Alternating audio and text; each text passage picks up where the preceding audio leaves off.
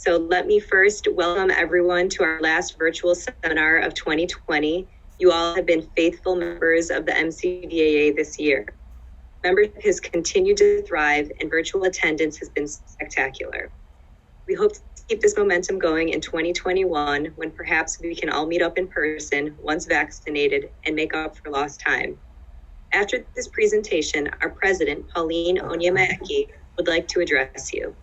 So make sure that you stick around to the end. And now let me introduce you to the star of our show.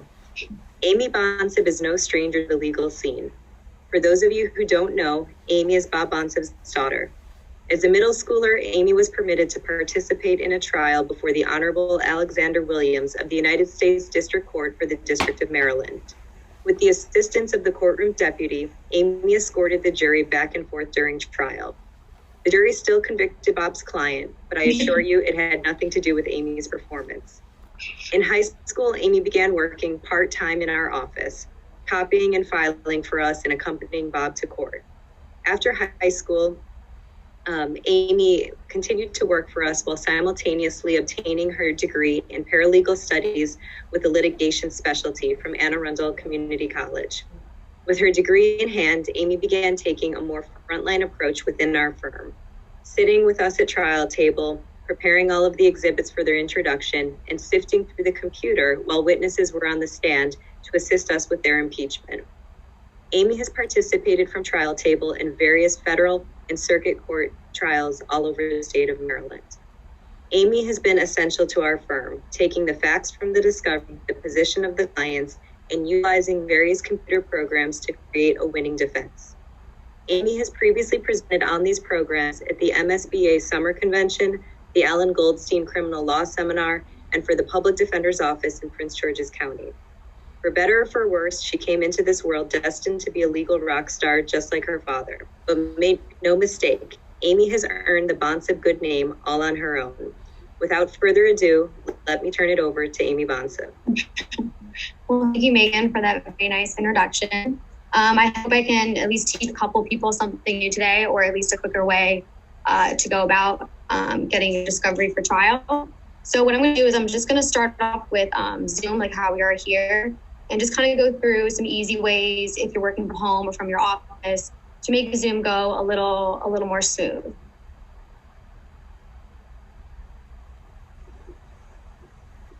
So I don't know how many of you have had hearings yet, but they can go one of two ways. I've seen both sides where everything goes smooth, and I've seen the side where people are frozen. You don't turn your mic on, your camera's not good, the lighting's not good. So here's some things that we've done at our office that have helped smooth this transition. So my thing is, I personally don't think you need to spend thousands of dollars on monitors and conference room cameras. If you want to, by all means, but you can achieve this when what I would call more of a budget. So in our office, we bought a new Logitech webcam. We got a new laptop for our back office, and we also got a keyboard and mouse. Along with that, we got a neat speaker, which is a speaker and microphone. And we also purchased a new flat screen TV for our second conference room.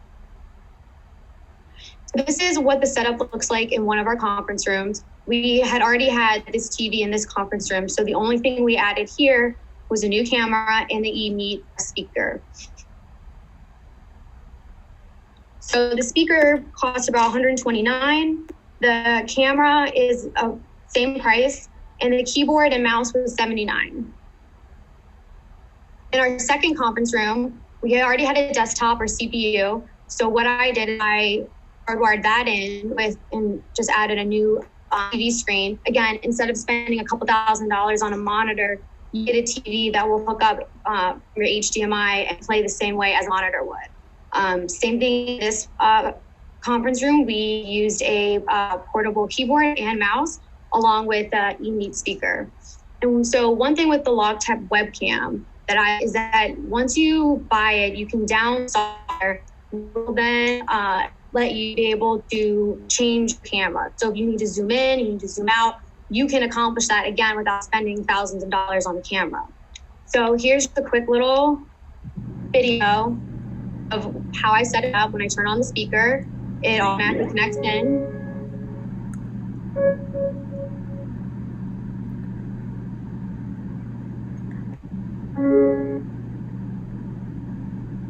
And so from here, what I'm just going to show is if you need to, like I said again, you need to zoom or zoom out. This microphone gives you the option of muting. So when you hit the middle button, it goes red. To be helpful if you're not right next to the computer. So again, it comes with controls where I can myself move the camera around to where it needs to be. And all I did was use the portable mouse we have to move it around. But whoever's on the Zoom with you won't see you doing moving the controls around. So I'm proud to say I have no idea how to use that typewriter at all. We have one in our office, and I don't use it. I've never used it. But you know, we're in a new world where a lot of clients, it's more than just, you know, the typical discovery. You're getting all their social media, so Snapchat, Facebook, Twitter, Instagram. It's all part of it these days, which can make, I know, some of you go a little crazy. But everyone hates millennials until it's time to convert a PDF to a Word document. I've had this question many times. So this is where I say, hi, you need a millennial, somebody like me. So this is just a brief overview of the programs I use, which is Adobe, Google Maps, Lightshot, Camtasia, Trial Director, PowerPoint, Clio, and Parallels. And I'm also going to get into Celebrate. So Parallels. This is a go-to for those of you who insist on using MacBooks. If you use a Mac all the time, I'm sure you know that you probably can't open half your Discovery because it's all based for Windows programs. So this to me is a little hidden gem with having Parallels. It's $99 a year, and it literally transforms your computer into a Windows desktop. You don't have to do anything once you download the program. All you do is double click, and in a few slides, I'll show exactly how simple it is having Parallels. Lightshot. I love Lightshot because it's free. I love anything free. And this gives you the ability to not only just screenshot your screen, but you can type. It's got, you can do arrows, different colors. I mean, it's got a couple nice features. And again, it's free. Adobe Pro. I love Adobe. I love everything Adobe Pro. And this, you know, it's $24.99 a month, or do it annually. It's about $14.99. I recommend Adobe Pro to anybody because not only do you have it for your computer, but you can have it on your iPad, your phone, and you wouldn't believe how many times I even have some clients send me texts of photos or videos or you know, papers that they have, and I easily save it through my phone into Adobe. And again, I'll show that in a couple slides. Our office went to try Clio and Faster Suite, which is a cloud-based network, if you will. So Faster Suite and Clio, they go together. So they make it, Faster Suite essentially makes it a clearer look to your desktop. So it creates its own little drive for you, and it makes it more accessible than actually logging into Clio. But especially in these days with COVID and not everybody necessarily being in the office, having something like Clio and Faster Suite that you can go in and have all your client files is, especially these days, you know, very beneficial. Trial Director. I love Trial Director, and over the past couple of years, its updates have gotten even better. It's $8.95 a year. We got it for $6.71. And what I'm going to say with that is they want your business. They want your business. If they know you're going to want Trial Director for a couple of years, I can guarantee you can work out some deal with them. We have yet to pay the full $8.95 since we've gotten it. Camtasia. I use Camtasia pretty much all the time. A lot of the videos that I'm going to be showing today of how I use these programs, I screen recorded using Camtasia. And again, this program works for Mac users, Windows users. It's only, and it's $250 to buy. And then they have yearly upgrades, which come about $99. So here's how I put these programs to use. Here's an example of Parallels. So this right here is a Mac screen. And I'm going to show just how easy it is once you have it downloaded to get to a Windows screen. So once it's downloaded, all you do is double click on your Parallels or wherever you have it. And now my screen looks like a Windows screen. And again, this is extremely helpful if you have Discovery to look at. A lot of times I know there's a lot of video files that MacBooks can't play. So this is really great on being able to quickly and smoothly be able to watch these Windows programs. And again, it's right on your MacBook, so it's not like you have to use a different device for it.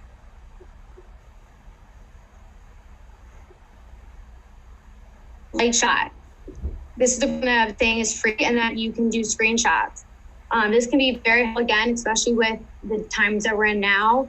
I was in a Teams meet client and I showed him a Google map and he was able to tell me on the map where he was. I was able to essentially make an exhibit, if you will, from us doing Teams. So I didn't have to go to the jail to accomplish this. I was able to do it while we were on the call. So here's the features. I'm just going to show a couple of features that Lightshot has. So this would be, if you're screenshotting Google Maps.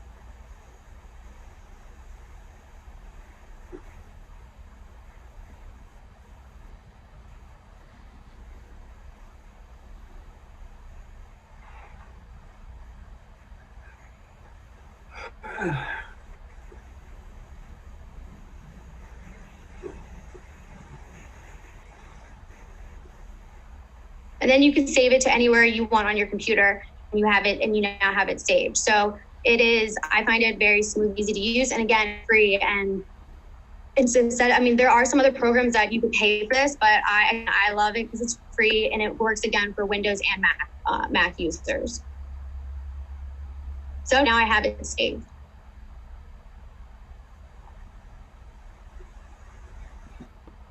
Adobe. I love Adobe Pro for so many reasons. Again, they have a bunch of apps that I find extremely useful. And when it comes to just making, when you got a base stamp, you got to redact, Adobe is the go-to in my opinion. So I'm going to show a couple features that I enjoy with Adobe. For one is, like I said before, if a client or somebody sends you a message that has a document and you want to save it, you can easily do so from your phone. So here's just an example of how I did that.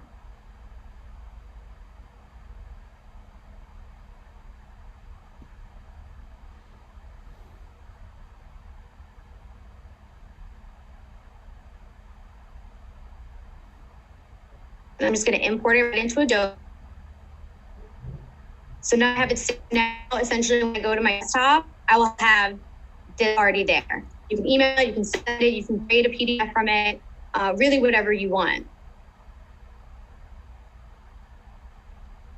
And then another feature that I like about the Adobe when it comes to apps is their scan feature. So if you're in court or a client comes in and they have a piece of paper and you need to take a quick photo of it, you can do so using Adobe Scan and it will convert it into a PDF and make it look very clean, very neat.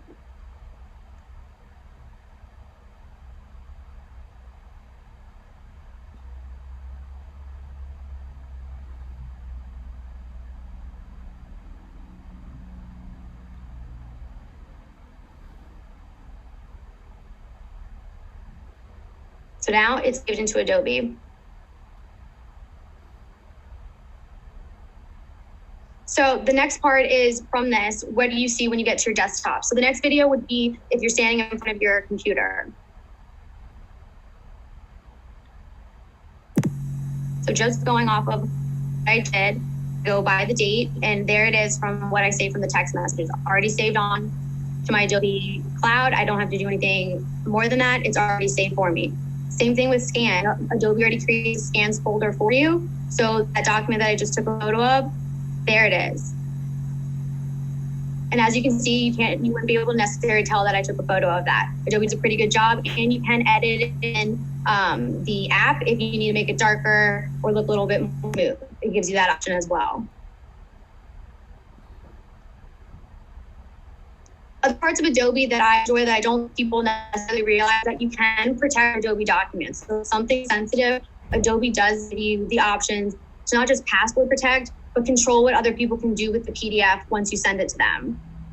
So here's just a couple examples of how you can go about that. So first, this is just the screen that you get with Adobe Pro. So these are all of the features that you can add or you can use. I've probably used every single one of these at some point. And again, I find it to be very user-friendly.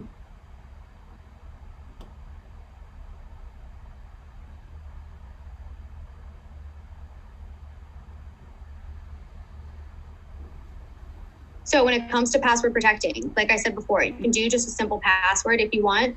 But if you want to have a little more control over the document, you can go to the security feature of it. And from here, you can create a password. But like I said, you can also control whether or not people can print the document or they can edit it. I mean, this gives you kind of more of a handle on the control. Again, if this is a sensitive document. Another thing I love with Adobe is you can share this link to a client. So they don't have to have Adobe to be able to see this. They don't have to have Adobe to fill in sign stuff. They don't need it. All they need is for you to send it. And if you already have your Outlook or whatever email you use hooked in, it will bring up your email with the link and you can just send it right to the client. And this works great if you have thousands of pages you need a client to look over. You can send them the link and they can view it.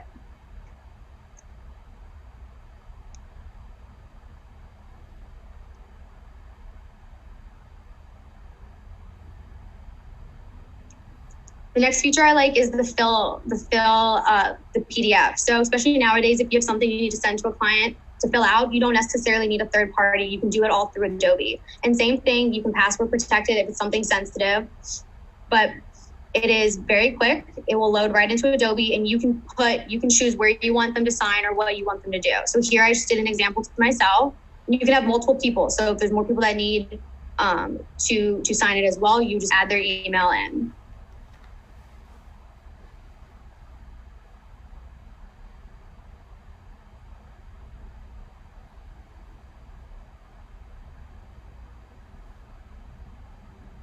So it gives you a list of different features that you can do depending on what you want. The signature feature, you can have it a little bigger, smaller. It's really your preference. Same thing when it comes to the date. You can also put text boxes into each one of these if you want them to completely fill out the document.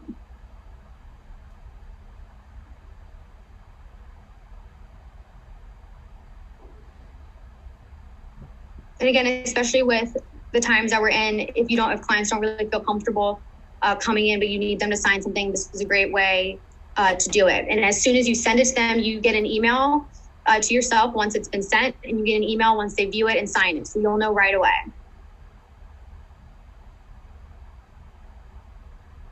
And so again, your client does not have to have Adobe for this to work.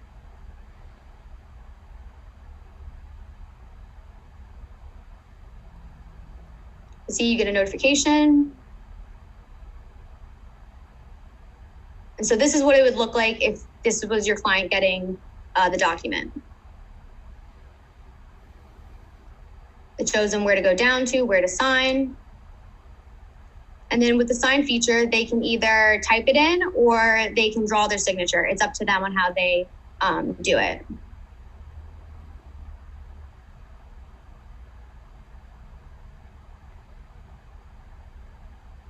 And then all they have to do is hit send. Now you're going to get an email saying that they have now signed the document.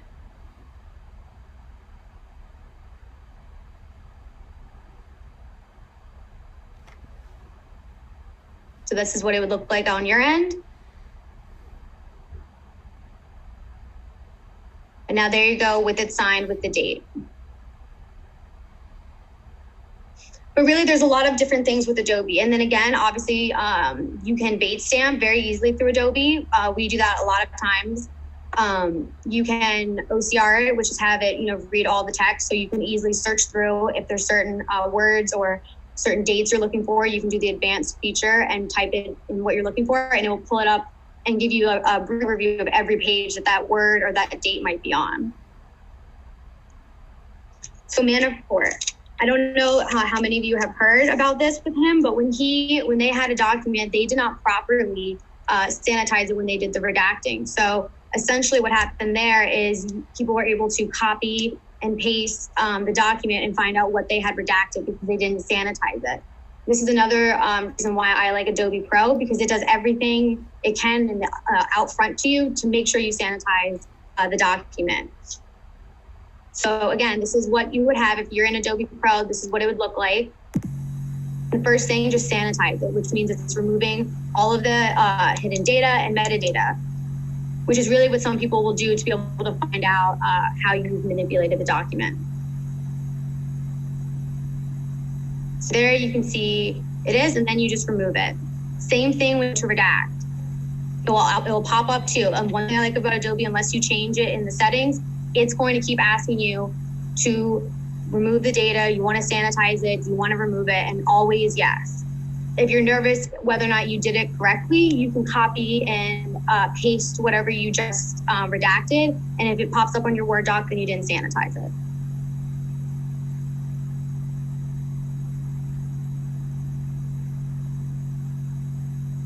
So then in the end, it will let you know that it's all been sanitized. Another feature I love with the is being combined large PDFs. So sometimes you have stuff that's multiple pages and you just really need it in one. You don't want to keep opening a different PDF. So you can put them all in one, and what Adobe will do is it will create a bookmark. So from just what you're seeing on this screen, and the next one, as you can see, Adobe, I have it all combined, but it has bookmarked it to separate out each of those individual PDFs. So you still can see the order that it was in. Cloud. So I'm going to move on to Clio. I don't even honestly really know what the first icon is, but I do know we are now moving to a cloud. And like I said, especially in these times, I think it's more important to have a cloud-based type of server, somewhere where you can just log in and get to your client's files. One thing that is a plus with Clio is you can also give your client a link if you need them to be able to view certain documents. Clio also gives you the ability, if you want clients to pay through that, they can pay through that. I mean, it really has a lot of features on what is going to work for you. So this is how it first looks when you come to Clio. So when you have a new client, you have to do this first. So you do have to log into Clio, and you do have to put their name in and whatever information. So it gives you, you also control who in the office can have access to it. You can put in the description. I mean, you can kind of set this up to how you want. We don't do it by matter number. We do it client name because it's easier. So to the left side is what it will look like once you've entered it into Clio. Now, where Faster Suite comes in is here. So where you're seeing on the left, this is how it looks in Clio, but you don't need to be logged into Clio now with Faster Suite. Faster Suite brings up your own drive, and now you have the same client files that you do in Clio now mimicked on Faster Suite. Why I like this is because it makes it smoother. It makes it easier for you to go through documents. You don't have to keep clicking down and down.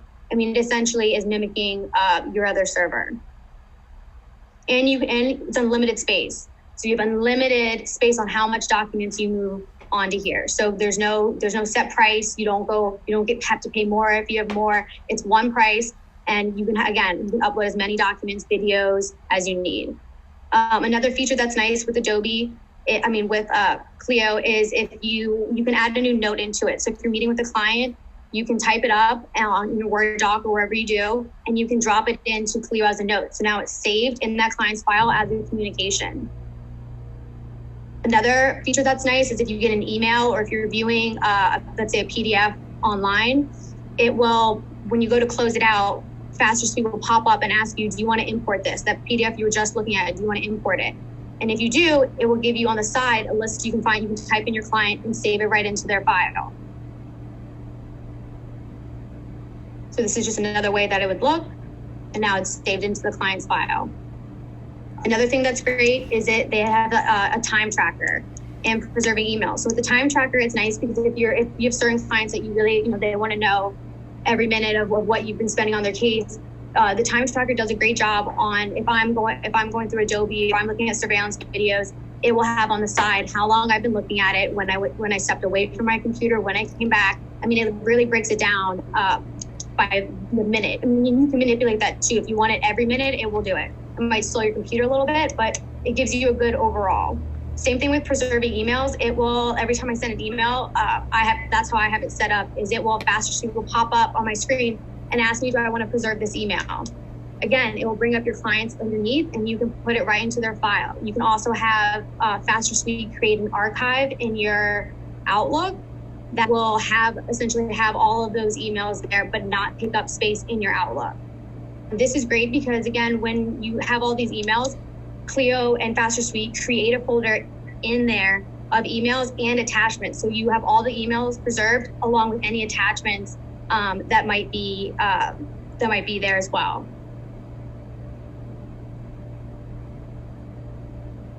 So here's a case that we had a couple years ago.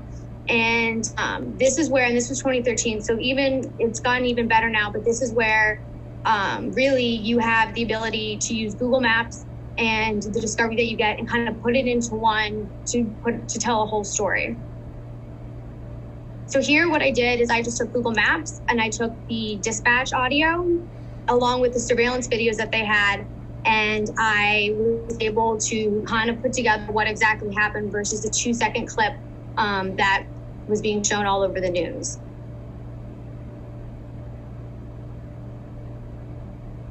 Oh, 144, we got one running down 38, Paul, assaulted Paul 132.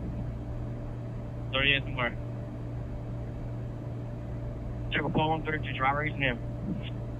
Paul 132. Paul 144, 38 and where? Not active 38, it's Rhode Island, and if you're heading toward the district, it's a left, it's across from 38, 1 foot. No, 38 in Rhode Island, excuse me just 1 second. Paul 132 this channel. 3 Island, you call me around. Paul 132 this channel, Paul 132. Wait, I want to show you around. Paul 132 this channel, Paul 132. Then for 3 1, 3 2, 3 5, 3 8, 9, show all y'all around. Car City 120, you said 38 to Rhode Island? 8 firm, 38 to Rhode Island. You can show me around. Paul 132 this channel, Paul 1. One stop myself at the food mart. 132 and I believe 145 are chasing him. Oh, just had shot fired. Shot fired on 38. 7 for shots fired on 38. All use channel signal 13. Time that's 141. 347 in a row. 7. I want to fix it around. I'll show everybody around. Everybody go. So what was helpful with this case was really being able to show what was going on with the officers as soon as this happened. Not just, again, the news clip just showed the when the officer hit the kid, but we were able to show the different angles of it. And then when you mash it up with the audio, you can see how quickly the other officer called it in that a shot was fired. You know, what they did with the guy as soon as they put him in handcuffs. This gave a more clear view of what actually happened, again, versus just a 2-second clip. So digging through cell phone data, I do this all the time. And this was a client that we had, and he ended up racing down the parkway. The victim in this case, he also had been drinking. So part of what I had done was not only go through his cell phone, but I went through the victim's cell phone, and we were able to find pretty much everything they did leading up to this moment. So the government, when they showed this clip I'm about to show, they tried to make it seem like our client was in an angry type of mood, or that he was, you know, being aggressive. And really what you'll see here is that he was just trying to wake somebody up that had fallen asleep on the parkway or on the road. On the main street, this nigga get out the car, take a picture of this nigga sleep on the highway. That nigga sleep. That nigga sleep. Hey, scam, bruh. Scam, bruh. Scam his ass. And so what I was also able to find through this is they also wanted to try and say that maybe he had a gun in his hand at the time of this. But really what he had in his hand was a cell phone. And I was also able to find through his cell phone download that photo of that guy who was passed out in the car. And again, this was moments before they ended up on the parkway where the accident occurred. With this same case, the boys that were involved that were friends of the victim, they all had been out drinking, and I was able to find a couple of their social medias.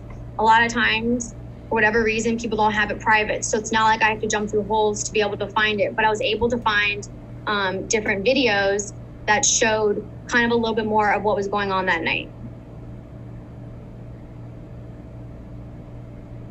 So this was all done prior. This is another one of all of them.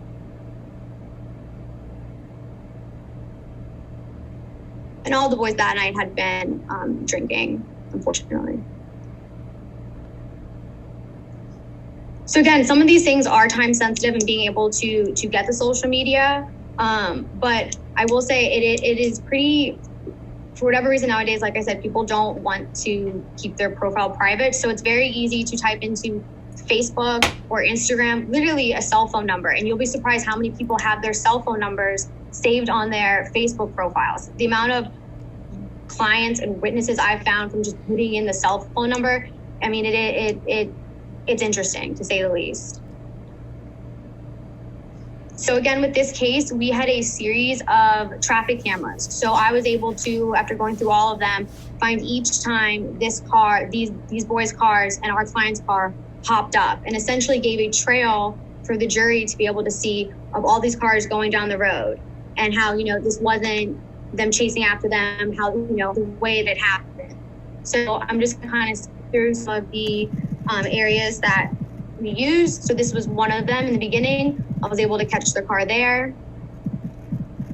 We put it together further down Florida Ave, and so we could find the cars coming through here.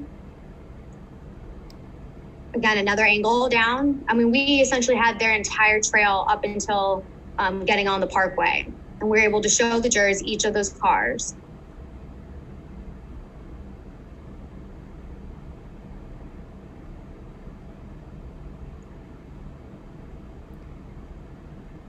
And what I did with this is I used Camtasia to screen record the surveillance videos or the traffic cameras. And then as soon as you do that, it loads right into Camtasia, where you can then manipulate it to how you want. In a few slides, I will show how I actually do that in Camtasia.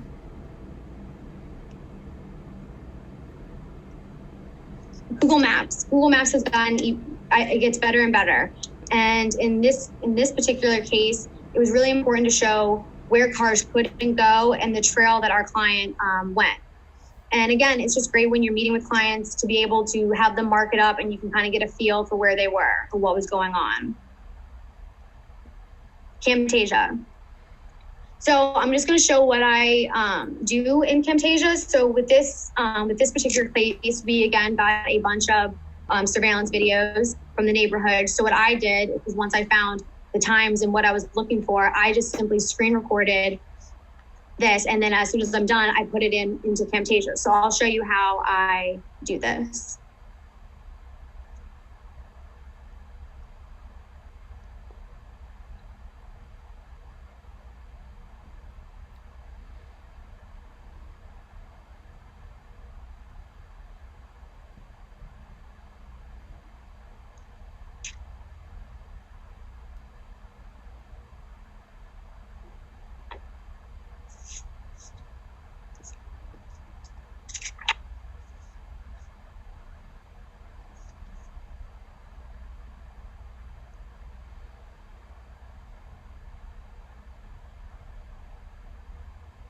So with this case, I wanted both these angles to be side by side. I wanted to give the jury a clear shot of when our client's car came down, when it leaves, and the different cars that were involved. So it was good to show the timing on this was even more important.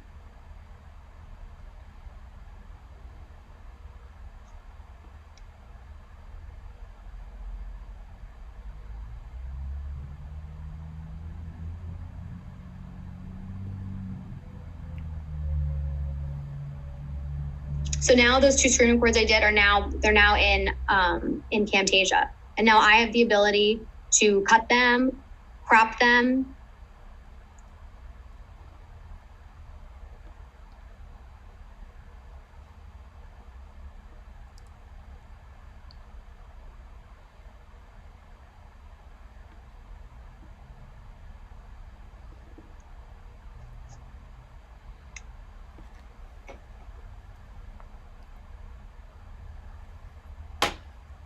And all you have to do is just drag it from the top and drop it down.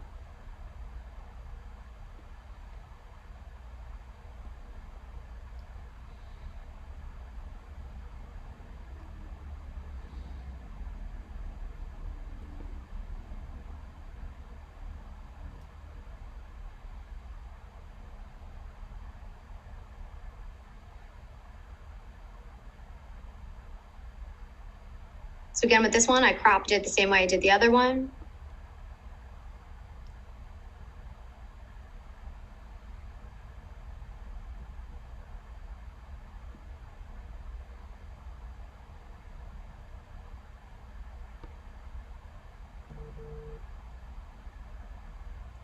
So in this case with the video, you will see the shooting of it, and the prosecutor in this case made a comment of what else was there to show.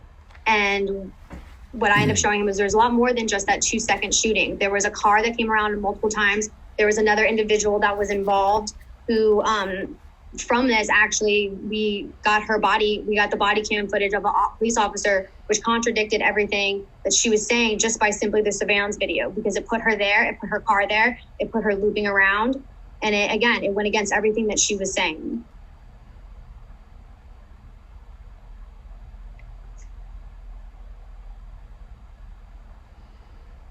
So now I have it the way I want, and I'm just exporting it. And you can choose how you want, if you want to be an MP4 or what type of video file you want, name it what you want, and then it will save onto your computer. So with this case, again, the prosecutor asked me, where did you get this? And, my response was, you gave it to us. I just went through it and made it more of a clean exhibit, if you will. So once it finishes, you now have a ready to go video file. And again, this is nice if you don't want to necessarily open the actual program in front of the jury and have to worry about going back and forth and making sure you hit the right key. This can help make this a little smoother.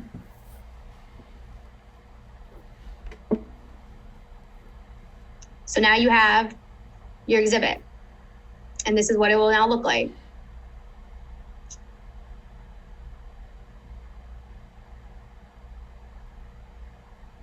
And again, here, it was really important to show the timing of these cars coming in and out.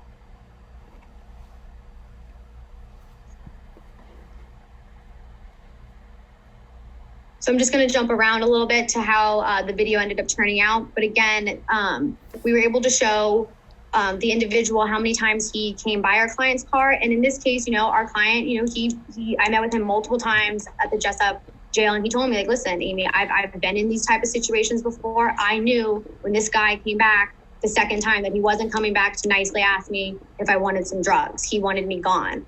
And so, he didn't hesitate, he was adamant about that. And the time I spent going through these surveillance videos, I was able to tell that, he wasn't lying to me. There were people circling his car. These cars were going up and down. This wasn't just a random incident, if you will.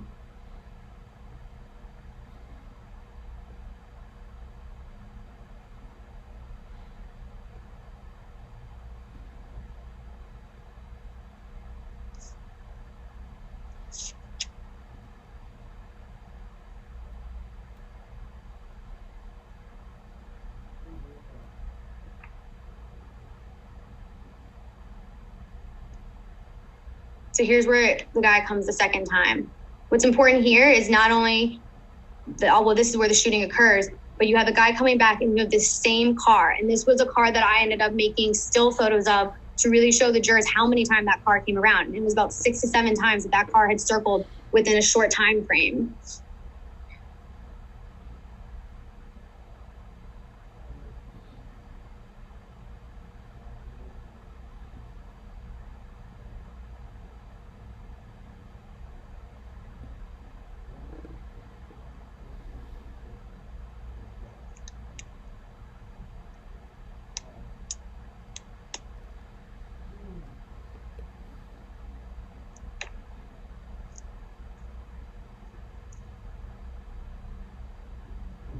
You see that same car again. It's going to go back. We see it come here. It's going to loop around, and then it comes right back down.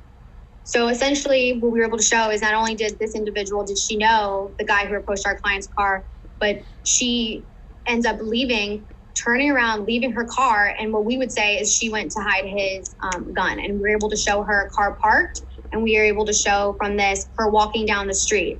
I was able to, from just looking her up, that she has family that lives right in one of these townhouses right here. And then when you put that together with the body cam footage we had, the body cam footage, she says, oh, I was just driving by and I saw him on the ground and I got out to help. And we were able to show that's not at all what happened with her. She didn't just show up just then.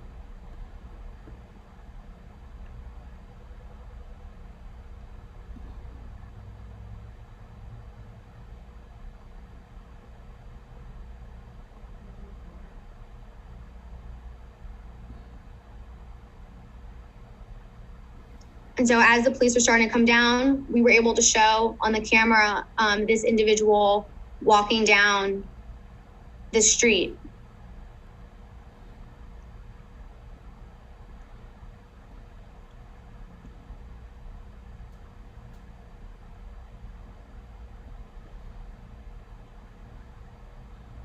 It might be a little hard to tell, but she comes walking down and turns around.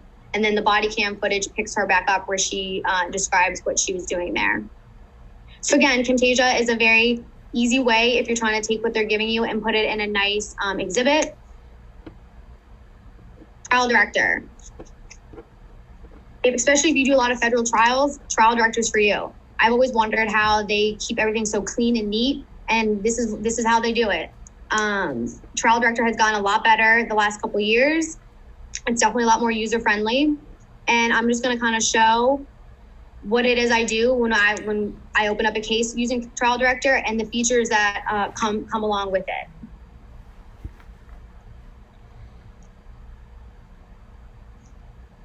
So once you open trial director, this is what it looks like. And so I'm just going to give an example of how I create a case. And like I said, you can alter this to what's important for you or what's important for this case. If you have more than one license, you can add another user. That way they can log in and see the work that you've been doing as well.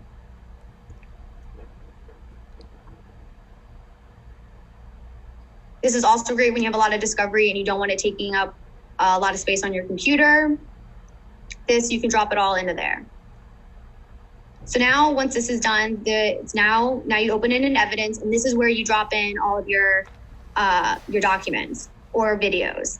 So again, I'm just going to show how user-friendly it is. I mean, you can pretty much just drop a document in there.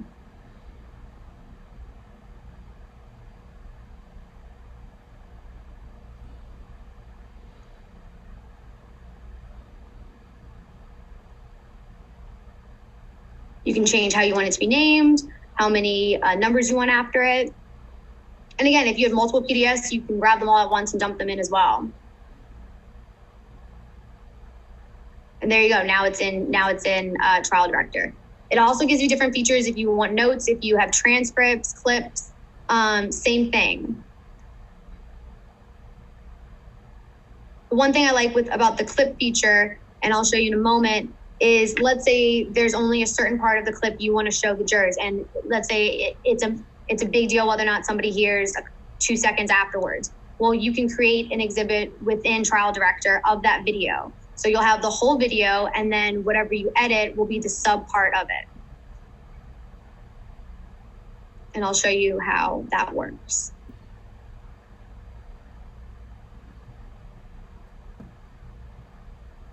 So once you're ready to make your exhibits, you just create a workbook to drop them in, and this will be what you'd use when you go to present.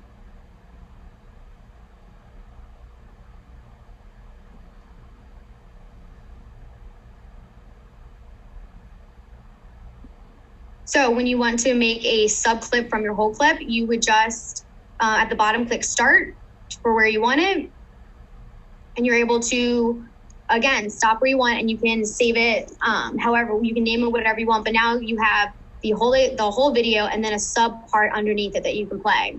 Again, not having to worry if you go 2 seconds too long. And so see, now it's created a sub video underneath.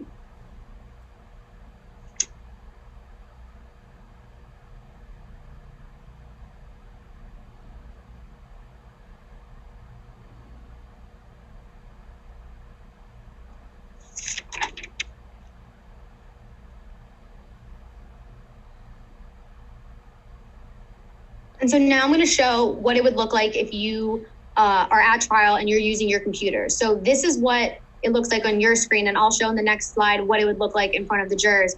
But this is what I'm able to do behind the scenes. So if there's certain parts of a document you want to show, you can easily zoom in on it. It's clear, it's neat, and it beats using a poster board, because I'm sorry, if you do a poster board of an email or something like that, find a juror that can actually read that email. I guarantee you they can't. But on this screen, they can, and you have more of a chance of them remembering it. So again, you just drop, you can also, same thing with videos.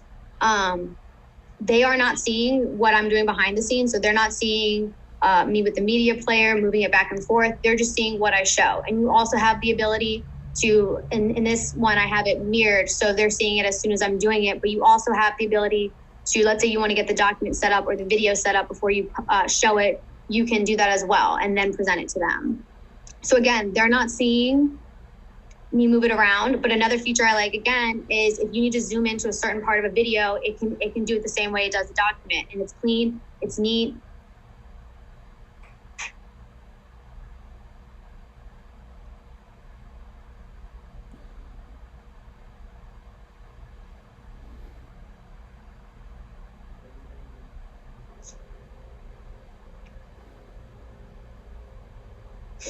And then you can just clear it. So the next slide I'm going to show is what it looks like if you're on the other end. So this is what the jurors would see. So showing what I just did, this is what they see. Again, they're not seeing the way I was manipulating it or my little bar underneath. They're just seeing it this way. It just shows up clean.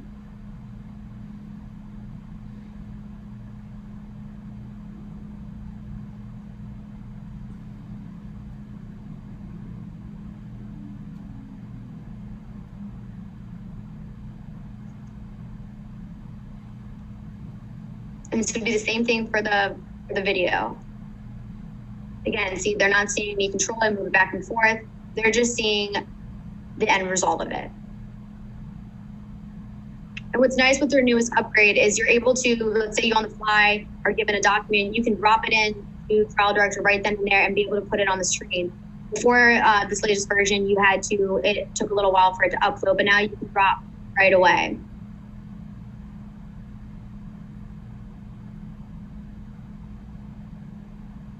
And again, it's just an easier, cleaner way to be able to show people videos, documents in a clean way.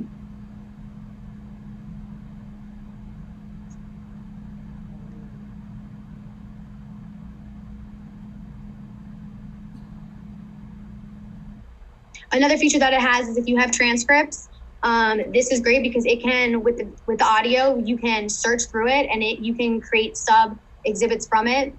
Same thing with I showed you before with the clip. You can essentially take out certain parts that you want, have it matched up with the transcript, and it works pretty smooth. It's a nice feature if you have a lot of those.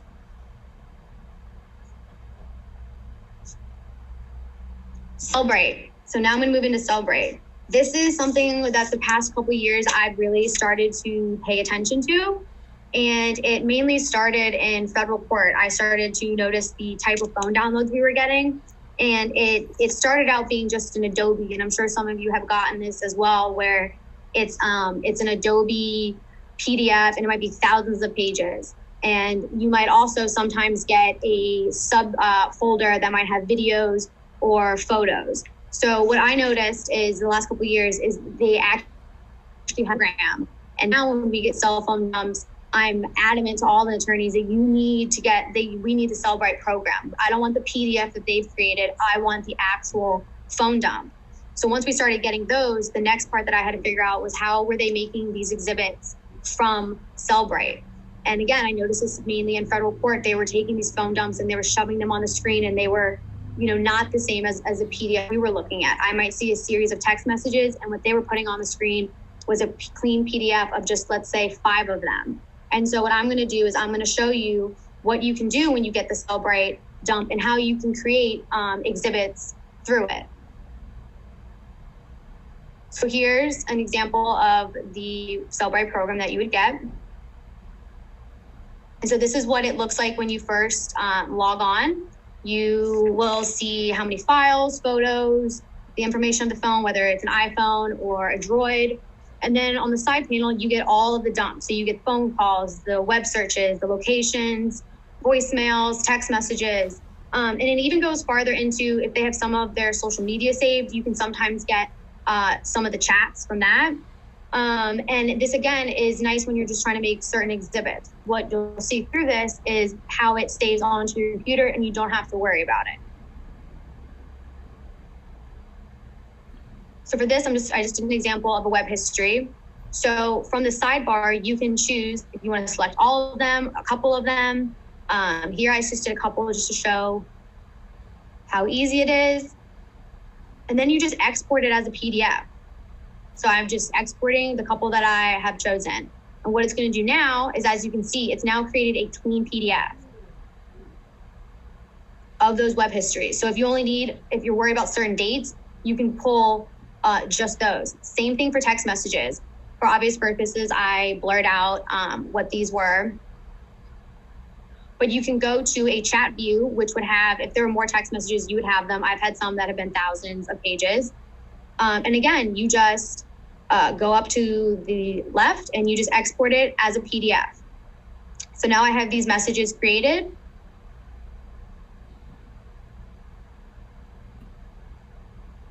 And now here they are. And again, depending on it, it gives you certain information. Now with photos sometimes you can get a lot more out of it. So again, I just did a quick example of a couple photos here to show, and I'm going to show you what you get from that. So again, I'm just going to export it as a PDF.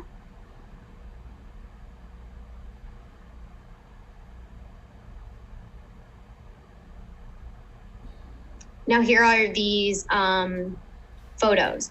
What's also great is, so now that you have this, what Cellbrite has now done, it has now created a folder on your computer of this. So what that means is now you have this actual PDF, but you also have the individual photo. So you don't have to worry about trying to zoom in on this little photo. They have now created a subfolder with this. So as I'm going to show, you can literally click the if you will, hot link, and it will bring up that photo.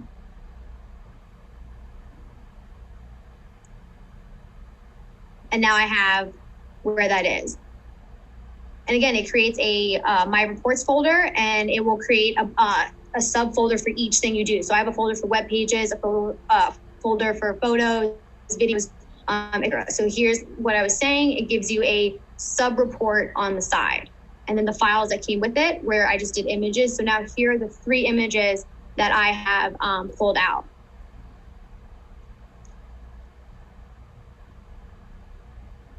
Another thing that's great with Cellbrite is a lot of times it will give you the location history from the photo. So when you have the PDF, you will see that it has the longitude and latitude. And what you can do from that is you just literally plop that right into Google Maps, and it will show you exactly where this photo was taken. So that's what I did here. I just copied it.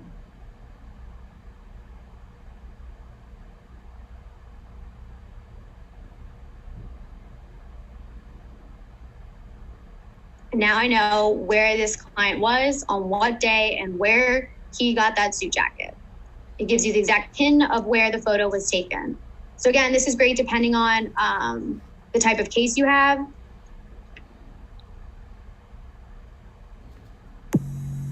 Another feature that it's great is when you have a phone dump that, let's say, is thousands of pages, and let's say it's a drug case or something of that effect, you can up at the top put in whatever word. So let's say it's a drug case and you want to put in coke, or you want to put in drug slang. You put that in there, and what Cellbrite will do is it will pull any conversation, any web history, anything in that phone dump that's related to that word or that date.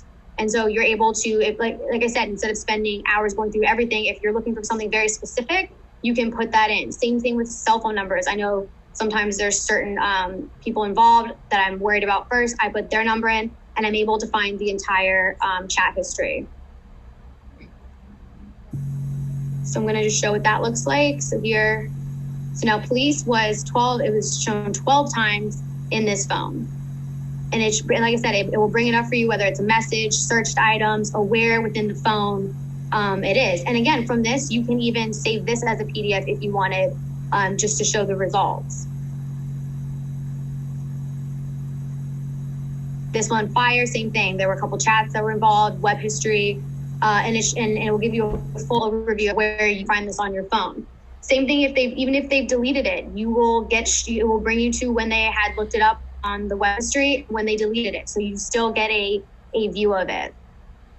So, I mean, I recommend when you get a cell phone dump, if you're only getting PDF, you ask them for the Cellbrite program, because now what we get a lot of times is we are getting the Cellbrite actual download, and they might give you the program along with the PDF. I still recommend you opening that Cellbrite and you looking for what you want, not just going off of the PDF that they've given you of the phone dump. So again, I love Cellbrite. It is a way to make yourself quick exhibits. And again, as you're doing it, it's saving it onto your computer. So you don't have to worry about doing anything else. Once you hit export, it's created. You have the PDF, you have the sub files of the photos or videos, and it's right there. So that's all. If anybody has any questions, I would be happy to answer any of them. Yes. Hi, Amy. Thank you so much. That was amazing. And there have been some questions that I've been writing down. Let me pick up with Cellbrite since we just ended there. So someone wanted to know whether you have the Cellbrite program, or is this something that the government gives to you as part of the discovery? They will give it to you. Yes, you do not have to pay for Cellbrite. They will give it to you. And So- as long as they've done the actual phone download, you should be able to, if they haven't given it to you, you should be able to ask for the Cellbrite download. And so do you recall specifically how you asked for it? I know you and your dad did that recently for a federal case. Did you just go, what was the language that you used?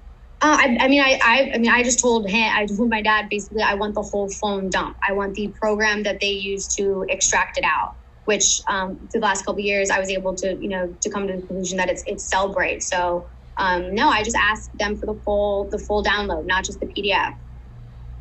And then another question was, if a lawyer has a phone, can they plug it into the Cellbrite program to pull everything? Or is... No, so you'd have to buy you'd have to go through essentially their Cellbrite sign up, if you will, to get trained on it, to be able to get the device to pull everything out of the phone.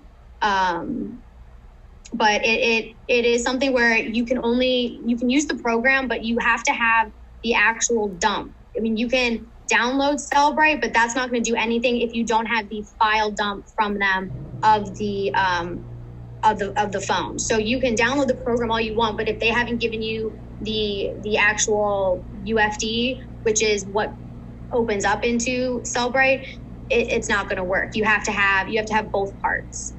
Okay. And then this question asked, does Cellbrite connect to the pages, or are those samples imported from Discovery? So I think I may know the answer, and perhaps Martha, I think you posed this question. Feel free to ask this out loud. But the pages that you were showing us, mm-hmm. you were getting out of the Cellbrite dump, right? That was totally unrelated to the Discovery pages. Yeah, that's not anything that they gave. That's what I found and what I made a PDF from. After the government gave you the entire phone dump. Yeah. Once they gave me the entire phone dump, I then went in and picked what I wanted out of that dump to create a PDF. Okay. Going back to the Adobe Pro, there was a question about sanitizing and whether you could provide an example of how unsanitized information in a redacted PDF can be seen. So what you would do is, if let's say you did all the steps but didn't actually sanitize it, you could copy, so just, on your computer, just copy the text that you've redacted and then paste it into, let's say, Word, and it will show you what that sentence was if it wasn't actually fully sanitized. So you'd be able to just drop it down.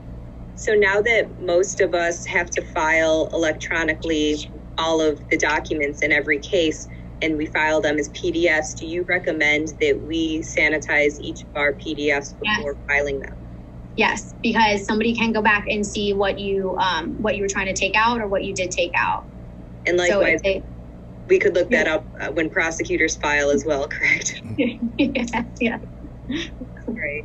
There were some questions when you were showing the surveillance videos for the Camtasia program, and Bob, you may need to chime in here with the answer, but well, one of the questions was, how did we get the surveillance? And I think in that particular case, it did come from the government, right? Yeah, all of the videos that I showed today were stuff that was given to us. It was nothing we went looking for. It was what they gave, and I just created it from the discovery that was given. But how? And then, if you know, or Bob, how do you get the spliced videos admitted into evidence? Well, because here you go. Can you? I don't know. Am I hearing? Are you hearing me?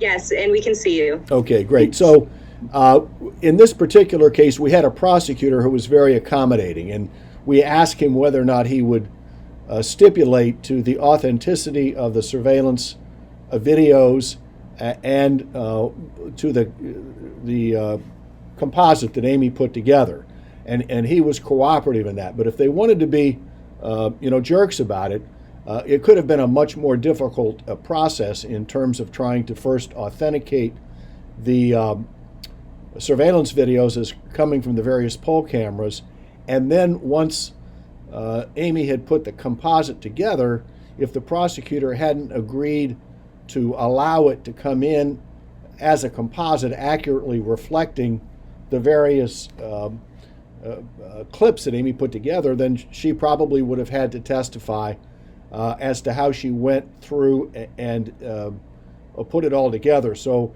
a lot of it has to do with trying to massage the prosecutor ahead of time and simplifying it. But I do think it's a great question, because you got to have a backup position, and if you're going to be put to crossing the T's and dotting the I's, you got to really think it through, because it could be a bit of a burden. And Bob, if there are portions of the video that you are sure you're going to use and you don't care if the prosecutor knows ahead of time, then would you recommend just providing those snippets and letting the prosecutor know ahead of time that they came from the bulk of the discovery that had been provided, and that the prosecutor can verify it independently with their own tech people if need be? Right, and that's what we did in this case. So the prosecutor had our composite ahead of time. He was very good at sharing everything, and so we reciprocated, and it ended up being, good for us. And we wanted it that way because we used that composite in our opening statement to let the jury know what we thought they were going to see, not just, as Amy said. I mean, the prosecutor was looking at a 5 to 10 second clip of our client opening a door and shooting a guy without any context. And so what Amy did, she spent dozens of hours going through those surveillance videos, picking out the clip and showing the context in terms of what happened in the minutes, 15, 20 minutes before the actual shooting. So you really got to think through the foundational aspects of how you're going to do this. We did have in one federal case where I did the Google map of where certain photos were. The prosecutor did object to it, and they had their expert, we took a break, and they had their expert check every single one of my long and lats on each photo, and it took him about 20 minutes, but he came back and said, no, everything that she pulled is, that's the right location from that photo. So, I have had some not be so easy to, let us just show it, but, Cellbrite, it makes it clean, and, their expert checked it out and everything was fine in that case. Amy, another question from Cellbrite. I see here someone's writing about how in Montgomery County, prosecutors send a phone dump through a series of zip files, and the process of creating the phone to a log or report can be complicated. And I know that you're very familiar with receiving this type of discovery from Montgomery County. Can you explain this choreography of compiling the zip files to a reportable and searchable PDF? Yes. So it definitely is a pain. I don't know why necessarily Montgomery County does it that way. But what I normally do is I create a folder on my computer, and I have all of those individual zip files downloaded into that folder. And normally what they give you is a ZZip, which once you have each one of those log zips downloaded, you essentially select all of them and you put them into the ZZip program that they give. And from that, you get the end result will be the little Cellbrite program. So once you do that, let me go back. So I can go back. So once you do that, so see right on this main screen is once you've imported all of the zips, this is what you get. You get the Cellbrite program and you get the UFDR, which is the actual dump. It can take a while depending on how big the phone is. I've had to let it go for about an hour sometimes, depending on how much is in the phone. But I recommend just creating a folder on your computer that you can put all of those downloads in. And then once you have the Cellbrite actual program, you can delete the individual zip files since you've now created the Cellbrite. Okay, great. So those were all the questions in the chat box. Actually, I'm sorry, there was one from Gar Robbins, and it asked, are document call out enlargements on the fly or pre-built? And I'm not sure. So would that be, I think that might be directed to trial director. So it's on the fly. You get a little sub thing at the bottom of trial director, and you can just click it. So when the document's up, you can just choose where you want to highlight or where you want to enlarge. Great. And then a few people would like to know if it would be possible for you to put a handout together, maybe even just printing some of the pages from this presentation. I know people were interested in getting a written list of the equipment that you've used and recommended. Yeah. And then, you know, some of the slides gave walkthroughs on how to use some of the programs. So if possible, Amy, you can get that together, put your contact info on it, and we'll make sure it gets sent out to everybody who registered for the program. Yeah, and I can show also, for those of you that get it from Montgomery County, I can show what I do when I get that downloaded, how you use what they give you to be able to get the Cellbrite program up. Okay, great. Let me see. Oh wait, sorry, one more question came in. How often do you use PowerPoint in the closing with Camtasia? It depends on what the attorney likes. If they want to throw videos into their closing, I can tell you here, they love throwing a video into their PowerPoint. So we do it quite a bit. And Camtasia is set up for PowerPoint. So you can also have it from Camtasia, create a PowerPoint video for you that you can drop into PowerPoint. So it's a nice little feature. All right. And Amy, you know, if your dad doesn't want to keep you around, it looks like some people here are willing to hire you. I just want to thank you so much. Everyone here is thanking you in the group chat. You did an amazing job. I know that was a quick overview, but I know Amy would be willing to field questions if you guys call our main number, and she'll provide you with her contact info. So Amy, thank you so much. Yeah, no problem. Thank you. You're welcome.